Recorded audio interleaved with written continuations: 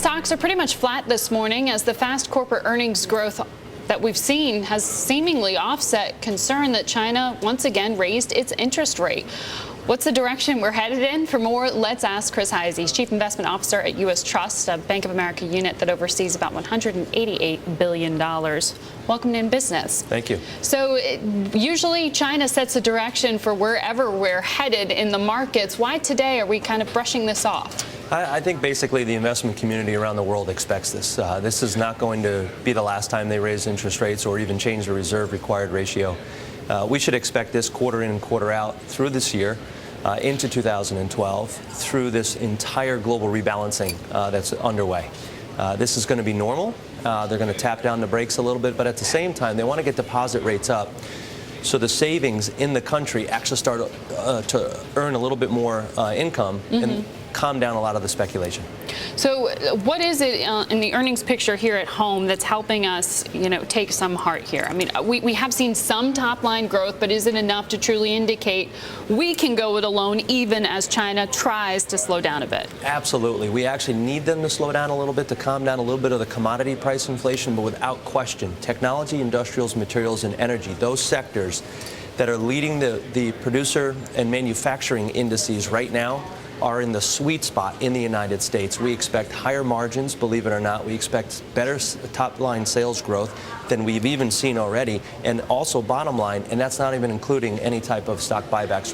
You're expecting better margins, but only in those industries? Because we keep talking to people in the consumer sector who say second half of this year is when you will see inflation on the consumer side. On the consumer side, the pipe is still closed in our opinion. Wage costs are going to filter later down the road in the cycle to a little bit higher inflation, but in terms of commodity and consumer price inflation, we still believe it's going to be very muted. Overall, we do expect margins to stay in there in this profit cycle in the United States because the global profit cycle is still in a massive catch-up phase. With Egypt and the disruption that it caused, it sort of raised the specter of those exogenous events that we hadn't factored into so many of the forecasts for the new year. Why are you standing by your initial forecast for 2011? Why hasn't Egypt caused you to be more concerned?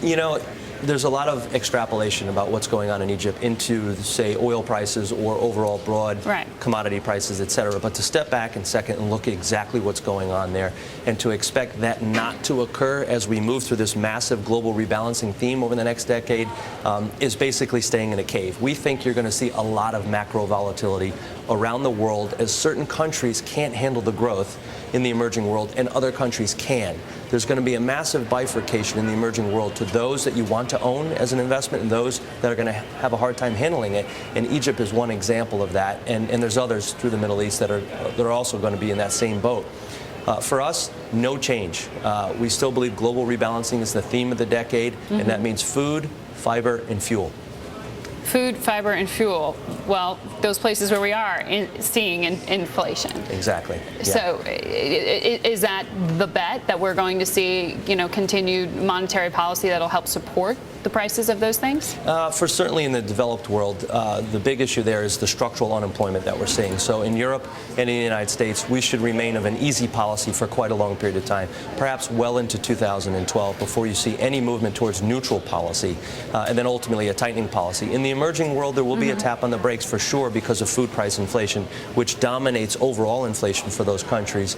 And in terms of the global rebalancing, if you take a look at infrastructure, the building middle class overseas, the fact that the tremendous hunger and demand for raw materials in the world's natural resources, it really is all about food, fiber, and fuel. And that's why you have among your alternative assets timber and farmland. Right, exactly. Tremendous demand coming from overseas. Great article out there today talking about China and the demand for timber. It's only the beginning. It's going to continue. It's going to have some bumps in the roads like everything. Nothing goes up for a consistent ride. But at the end of the day... But how do you buy access to that? Are you just saying buy the paper makers, buy the companies cutting down trees? Certainly the easy way to do it would be the liquid front through certain companies that have exposure to those areas. But from our perspective, the illiquid perspective, direct purchases of farmland, direct purchases of timber is the most effective way to play this. Interesting. Thank you so much, Chris, for coming on. Sure. Appreciate it. Thank you.